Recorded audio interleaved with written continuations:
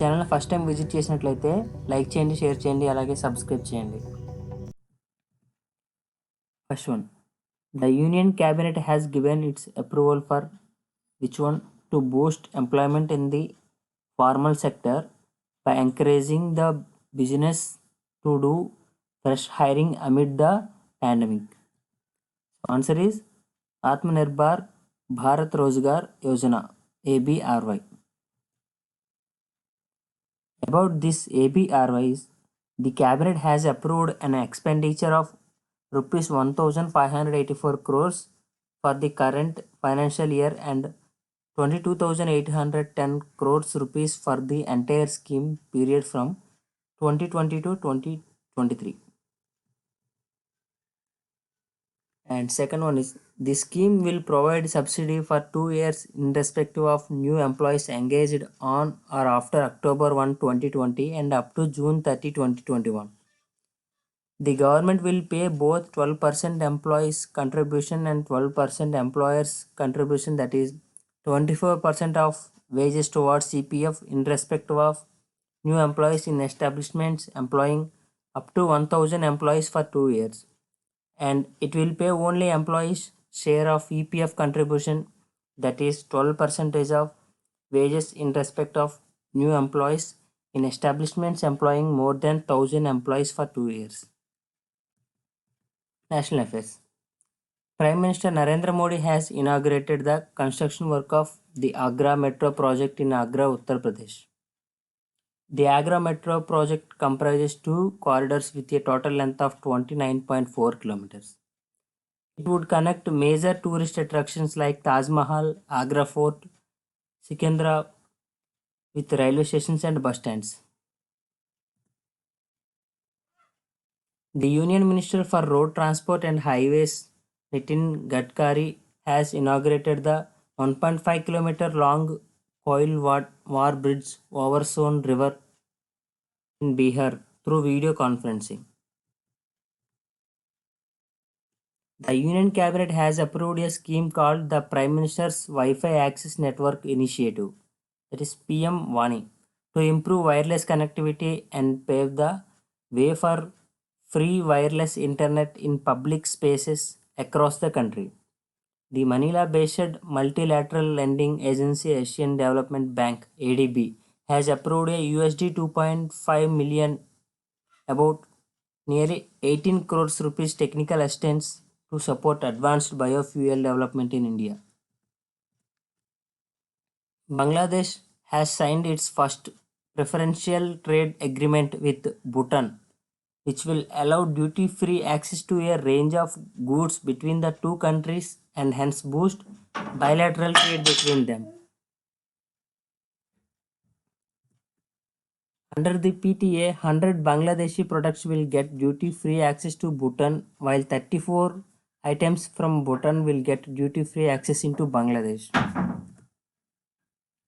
China has become the second country in the world to unfurl its national flag on the moon surface. Earlier, this feat was achieved only by the USA when it planted its flag on the moon during the Apollo mission in 1969.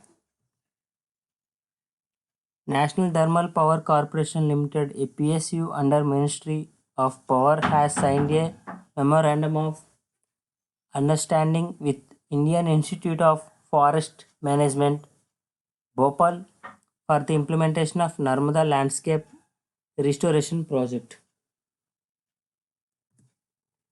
International affairs.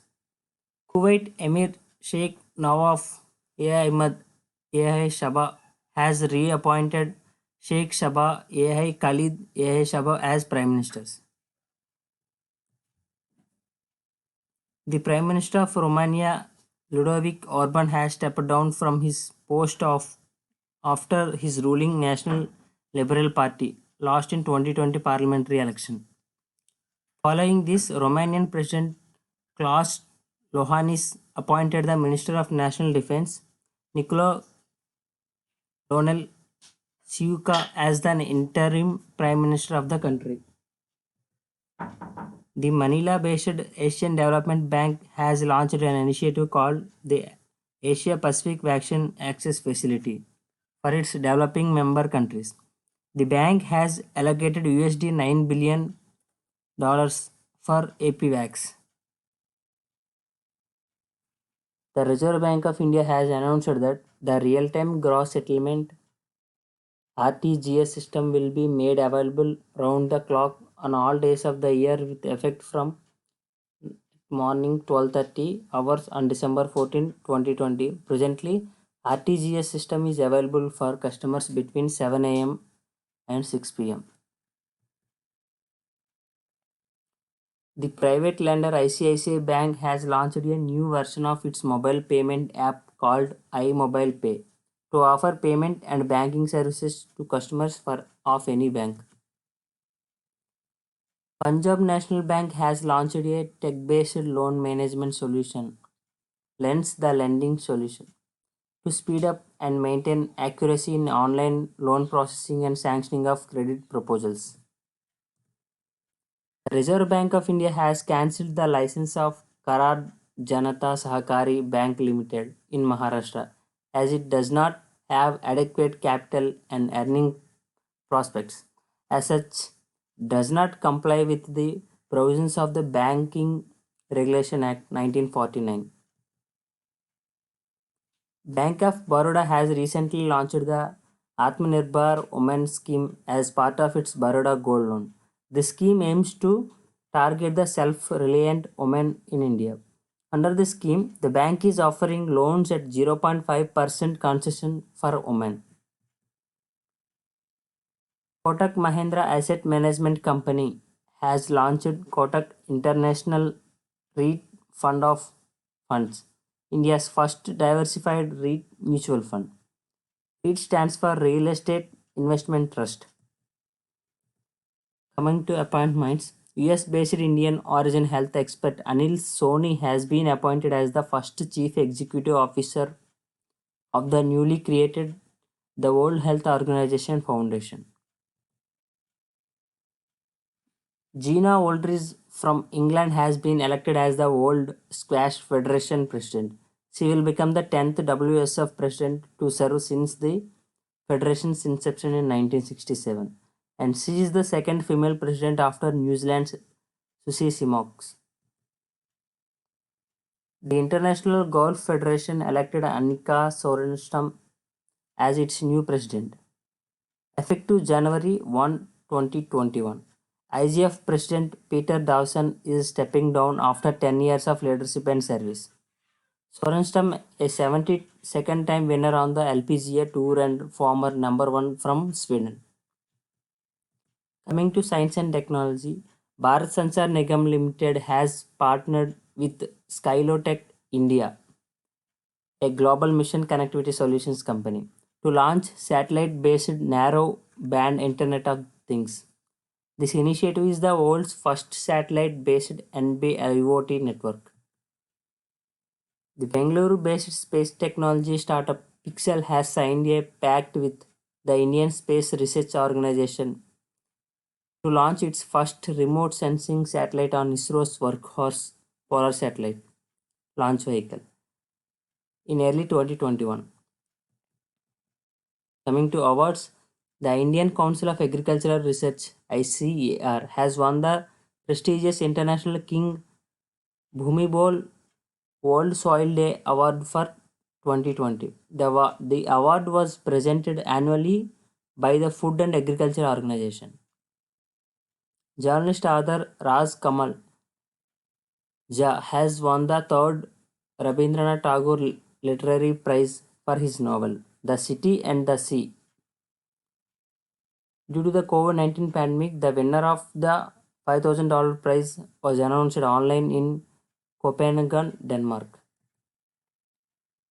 The Geneva-based United Nations Conference on Trade and Development has awarded the 2020 United Nations Investment Promotion Award to Invest India, the National Investment Promotion Agency of India.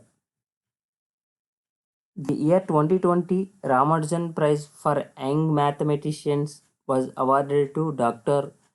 Carolina Arrojo, mathematician from the Institute for Pure and Applied Mathematics, Rio de Janeiro, Brazil.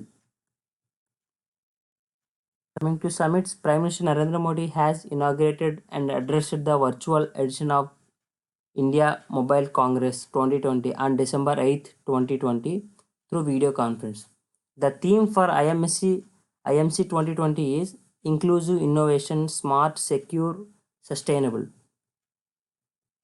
Coming to ranks, India is ranked at 10th place in the Climate Change Performance Index 2021, released on 7th December 2020.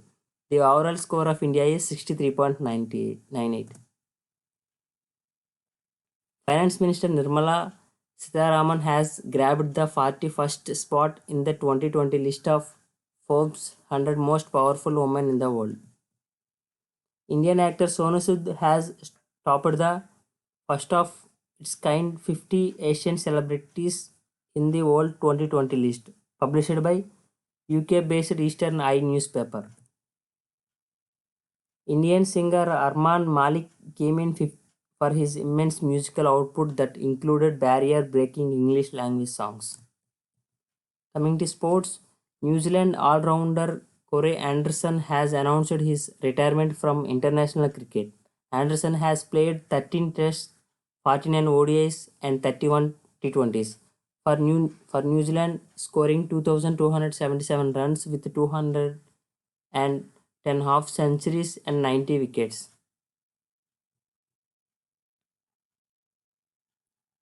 Jihan Daruwala created his history as he became the first Indian to win a Formula 2 race at the 2020 Sakir Grand Prix Bahrain.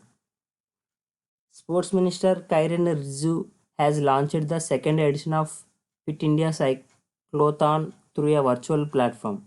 The mega cycling event will run for 25 days beginning from 7th December till 31st December 2020. Sri Lanka will host the Asia Cup in June 2021, while Pakistan has earned the rights to host the tournament in 2022. India's wicketkeeper batsman Parthiv Patel has announced his retirement from all forms of cricket. The 35-year-old left-hander who made his international debut in 2002 played 25 tests, 35 ODIs and 2 T20s for India. Madagascar has replaced the Maldives as the host of the 2023 Indian Ocean Island Games due to concerns about the COVID-19 pandemic. International Universal Health Coverage Day is a United Nations recognized international day celebrated every year on December 12. This year theme of International Universal Health Coverage Day is Health for All, Protect Everyone. Important days. The International Civil Aviation Day is celebrated every year on December 7 to recognize the importance of aviation to the social and economic development of the world. International Anti-Corruption Day is observed annually on 9th December to raise public awareness for anti-corruption.